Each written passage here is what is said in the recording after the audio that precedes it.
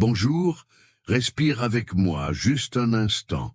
Si tu es arrivé jusqu'ici, cela me dit déjà beaucoup. Pas parce que je te connais entièrement, mais parce que je sais qu'il faut un certain cri silencieux dans le cœur pour cliquer sur quelque chose qui parle de chercher le royaume de Dieu. Une faim que le monde n'a pas su apaiser.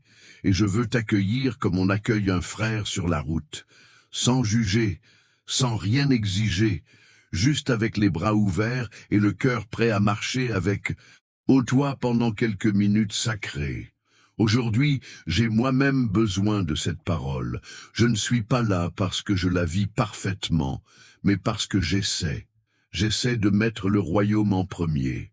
J'essaie de comprendre ce que cela veut dire, concrètement.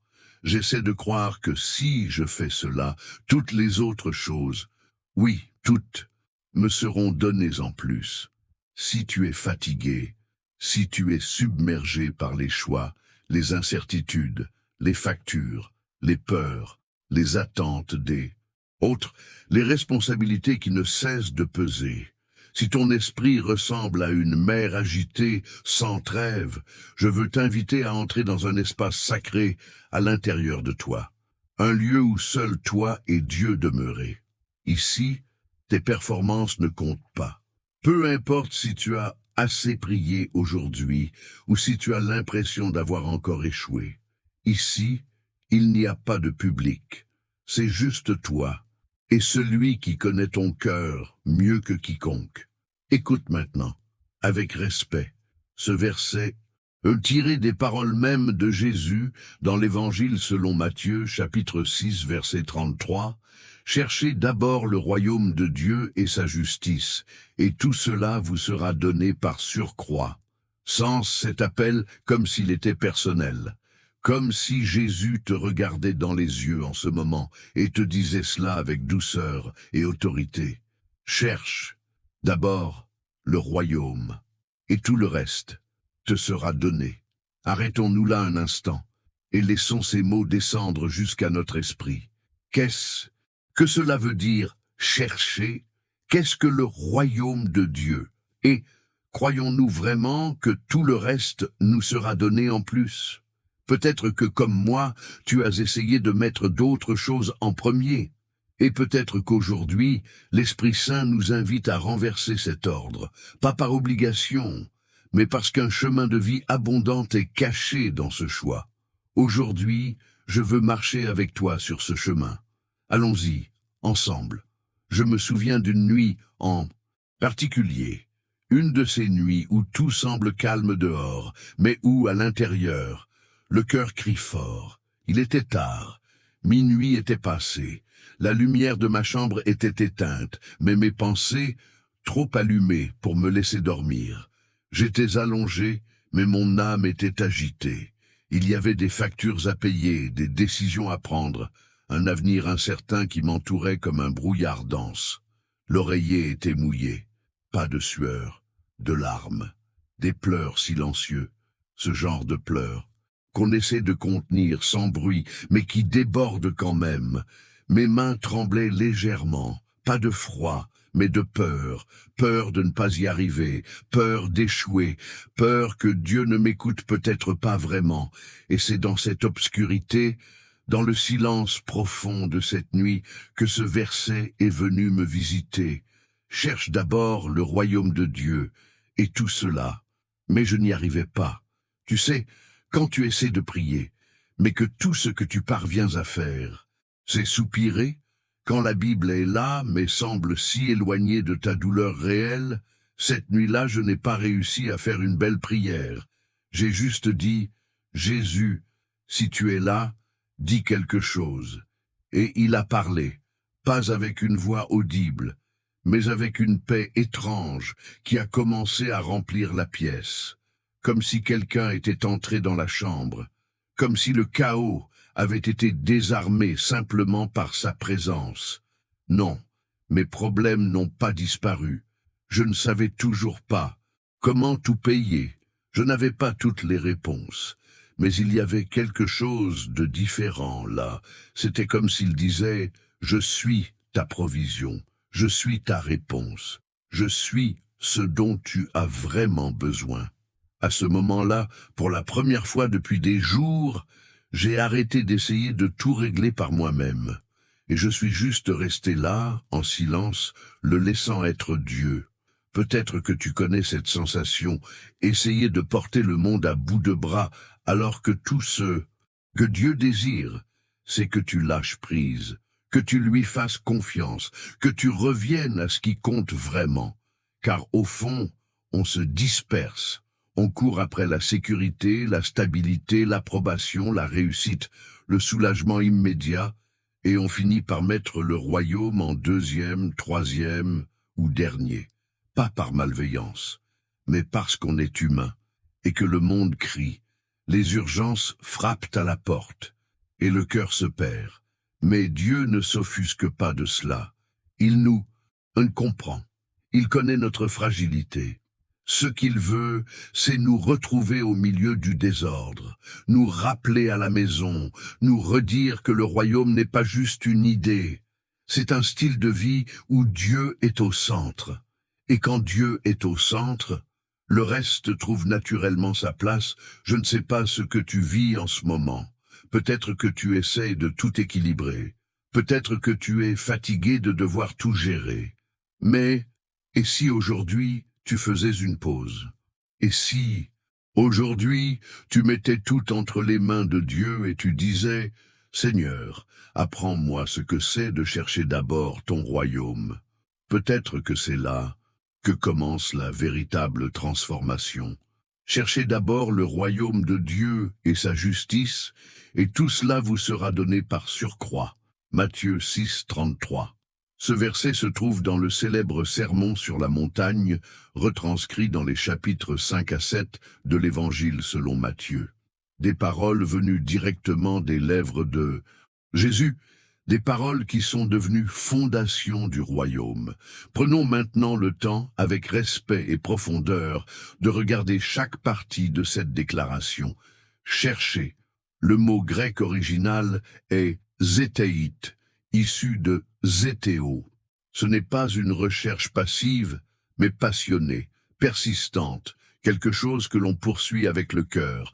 C'est le même mot que Jésus utilise quand il dit « cherchez et vous trouverez ». Jésus nous appelle à un mouvement intérieur. Ce n'est pas une croyance statique. C'est une quête active, comme celle d'un trésor perdu, que l'on ne peut abandonner avant de l'avoir retrouvé. Ce n'est pas « attendez que le royaume vienne à vous ». C'est « chercher ». C'est « levez-vous, sortez du mode automatique, décidez avec intention ». Donc, ce « donc » relie à ce qui précède. Juste avant, Jésus nous dit de ne pas nous inquiéter pour notre nourriture, notre boisson ou nos vêtements. Il parle des lys des champs, des oiseaux du ciel. Puis il dit, donc, au lieu de vous préoccuper de tout cela, cherchez d'abord le royaume. C'est un remplacement. Retirez de votre esprit le poids des besoins et placez votre cœur sur les priorités éternelles. En premier lieu, c'est sans doute la partie la plus exigeante, car chercher le royaume, c'est beau. Mais le mettre en premier, cela dérange notre agenda, notre temps, nos désirs, nos relations. Le mot utilisé ici est « proton », qui signifie littéralement « avant », in toute chose, avant le travail, avant les réponses, avant les objectifs, avant les rêves. Jésus dit que le royaume de Dieu soit le filtre de votre existence, que tout passe par lui, que rien ne vienne avant lui. Ce n'est pas un appel à l'irresponsabilité, mais à l'ordre spirituel juste. Quand Dieu est au centre, tout le reste tourne avec harmonie. Le royaume de Dieu, c'est le cœur du verset, le royaume. Mais qu'est-ce que c'est? Le royaume de Dieu n'est pas un lieu géographique. C'est le règne de Dieu dans nos cœurs. C'est là où sa volonté est souveraine. Jésus est venu annoncer « Le royaume est au milieu de vous, car lui est le roi. » Et là où il est reconnu comme Seigneur, le royaume est là. Chercher le royaume, c'est se demander chaque jour, Jésus, que veux-tu pour moi aujourd'hui? C'est dire, que ta volonté soit faite, et non la mienne.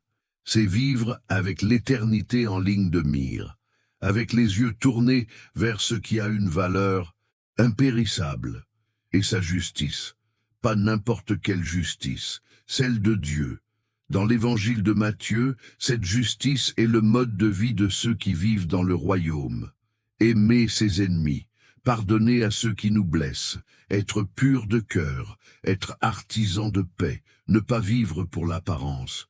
C'est une justice intérieure, transformation opérée par le Saint-Esprit, pas une justice humaine, mais une sainteté qui jaillit du dedans. Et tout cela, de quoi parle-t-il? De tout ce qu'il a évoqué auparavant, la nourriture, la boisson, les vêtements, les besoins essentiels de la vie. Jésus ne minimise pas ses besoins. Au contraire, il affirme que le Père sait que nous en avons besoin. Et si nous cherchons d'abord le royaume, alors tout cela viendra, non comme priorité, mais comme conséquence. Cela demande de la foi, car le monde dit, pour vivre, cours après les choses. Mais Jésus dit, cours après moi, et moi, je m'occuperai du reste. Vous sera donné, comme par surcroît. Le verbe grec est prostétésétai, ce qui implique un don, un ajout fait par une autorité. Jésus déclare, ce ne sera pas vous qui devrez tout conquérir, ce sera le Père qui ajoutera ce qu'il faut. C'est cela, le cœur de l'Évangile. Dieu pourvoit quand nous cherchons sa présence. Mais attention, cela ne veut pas dire que nous aurons tout ce que nous voulons, mais tout ce dont nous avons réellement besoin, selon sa volonté. Jésus nous appelle à une vie à un contre-courant. Quand le monde dit « cherche le confort », lui dit « cherche d'abord le royaume ». Quand le monde court, lui nous invite à nous reposer dans le Père. Quand le monde cherche à contrôler, lui nous appelle à faire confiance. Et faire confiance, c'est difficile, surtout quand les factures s'empilent, quand les réponses n'arrivent pas. Mais la confiance est le langage du royaume. Cherchez d'abord le royaume. C'est vivre les pieds sur terre, mais les yeux vers le ciel. Travailler, oui, mais avec le cœur offert. Étudier, oui, mais en mettant Dieu en tête. Prendre soin de sa famille, de ses rêves, de ses finances, tout en reconnaissant que tout cela est un don de lui. Jean 14, 27 dit « Je vous laisse la paix, je vous donne ma paix. Je ne vous la donne pas comme le monde la donne. Que votre cœur ne se trouble point et ne s'alarme pas. Voilà la paix qui vient quand on met le royaume en premier. Pas la paix des circonstances idéales, mais celle d'un cœur aligné au ciel. Je sens que c'est le moment de parler à Dieu, d'ouvrir notre cœur devant lui, tel que nous sommes, sans filtre, sans masque. Prions ensemble. Père, tu es le Dieu qui voit. Tu es celui qui connaît chaque détail de notre vie avant même qu'un mot ne soit dit. Tu sais les factures, les angoisses, les peurs, les doutes que nous portons. Tu sais aussi notre faim de toi, même quand elle est enfouie sous le rythme effréné, même quand elle est étouffée par les distractions, elle est là au fond de nous. Notre esprit crie vers toi. Et aujourd'hui, Père, nous nous rendons. Nous voulons chercher ton royaume. Pas comme un devoir religieux, mais comme une priorité de vie. Nous voulons te mettre au centre, avant tout, au-dessus de tout. Mais, Seigneur, ce n'est pas facile. Le monde nous pousse, l'anxiété nous serre la gorge, la logique humaine nous détourne. Alors nous te prions, apprends-nous à faire confiance, apprends-nous à nous reposer, dans la certitude que tu prends soin de nous. Jésus, c'est toi qui as prononcé ces paroles, c'est toi qui nous as appelés à chercher d'abord le royaume, toi qui as marché parmi nous. Toi qui as connu la fatigue, la faim, le rejet, toi qui n'avais pas où poser la tête et qui pourtant n'a jamais cessé de faire confiance au Père, aide-nous à te faire confiance aussi. Aide-nous à vivre avec le même cœur, la même obéissance. la même sensibilité à la volonté du Père. Nous voulons regarder vers toi, Jésus, et nous souvenir que vivre pour le royaume, c'est le seul chemin qui en vaille vraiment la peine. Pardonne-nous d'avoir mis tant d'autres choses en premier, d'avoir fait de l'argent, du confort ou de l'approbation nos dieux, d'avoir dit avec notre bouche que nous t'aimons, tout en te plaçant en dernier dans nos choix. Rallume en nous le premier amour, la passion véritable pour ta présence. Nous voulons te suivre, Jésus, même si cela a un prix, même si cela nous coûte certaines choses, même si le monde trouve cela insensé. Nous voulons te chercher, car en toi se trouve tout ce dont nous avons besoin. Saint-Esprit, tu es le consolateur, tu es le souffle de vie en nous, tu es celui qui nous guide dans toute vérité. Nous avons besoin de toi, nous ne pouvons pas vivre cette parole sans ton aide. C'est toi qui donnes le discernement, c'est toi qui allumes le désir de chercher le royaume, c'est toi qui nous rappelles les paroles de Jésus. Alors viens, Esprit de Dieu, souffle maintenant sur celui ou celle qui écoute cette prière, souffle sur cette maison, souffle sur cet esprit fatigué, souffle sur ce cœur trop chargé, souffle la vie là où il y a la mort, souffle l'ordre là où règne le chaos, souffle la clarté là où règne la confusion.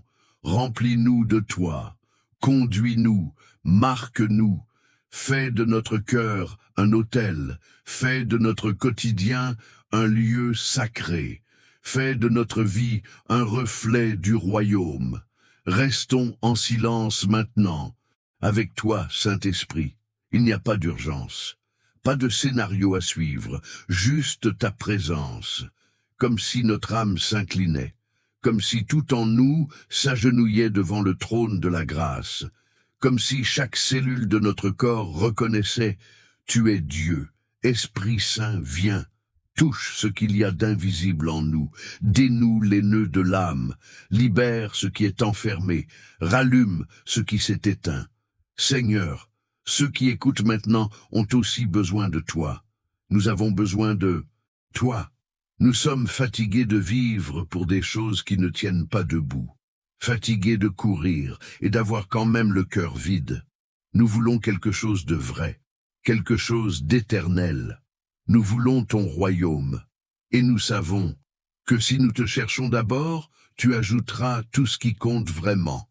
Mon frère, ma sœur, après tout ce que nous avons partagé ici aujourd'hui, après que les paroles de Jésus aient résonné aussi profondément, je veux te le rappeler, avec toute la fermeté et la douceur de mon cœur.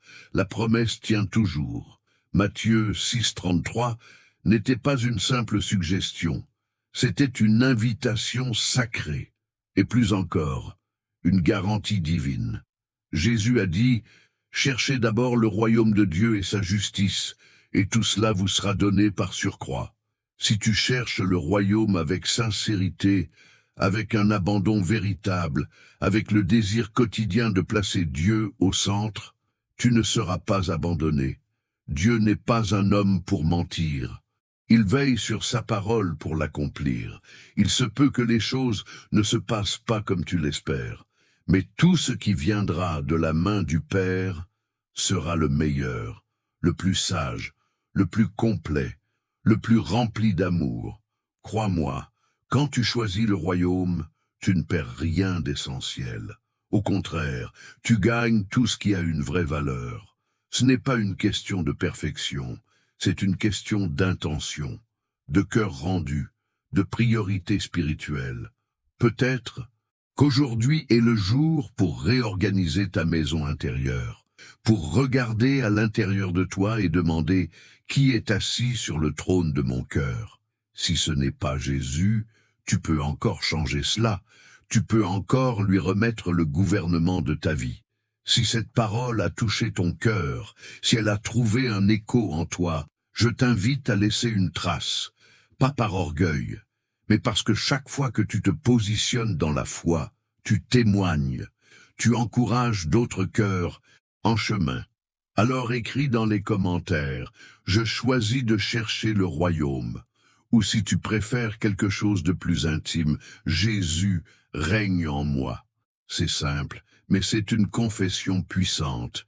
Et si cette vidéo a parlé à ton cœur, si quelque chose ici a été une réponse à ta prière, je t'invite avec tout mon amour. Abonne-toi à cette chaîne, pas pour les chiffres, mais parce qu'ensemble, nous sommes plus forts. Et parce que tu auras peut-être besoin d'entendre encore d'autres paroles comme celle-ci dans les jours qui viennent.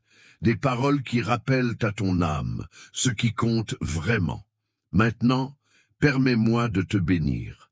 Reçois cette bénédiction trinitaire comme un envoi, comme un sceau céleste sur tout ce que nous avons vécu ensemble. Que le Père, qui connaît tous tes besoins avant même que tu ne les exprimes, dépose dans ton cœur une confiance inébranlable. Qu'il t'enveloppe de l'amour qui chasse la peur et te conduise sur des chemins de provision surnaturelle. Que Jésus, le roi du royaume, t'enseigne le chemin de l'obéissance simple, te donne le courage de choisir l'Éternel et soit ta source quand tout le reste manque. Qu'il te parle, te guide et marche devant toi, même sur les sentiers inconnus, et que le Saint-Esprit, le doux et puissant consolateur, allume en toi un feu pour les choses d'en haut, qu'il t'apporte clarté dans la confusion, repos dans la fatigue et présence dans la solitude, qu'il te façonne, jour après jour, à l'image du Christ, et que tout cela se manifeste, pas seulement en parole, mais dans ta vie réelle, dans ton agenda, dans tes relations, dans tes choix. Que le royaume de Dieu soit ton nouveau nord, ta nouvelle logique, ton nouveau chemin. Emporte cette paix avec toi, emporte cette parole avec toi, emporte cette décision avec toi, jusqu'à ce que nous nous retrouvions. Amen.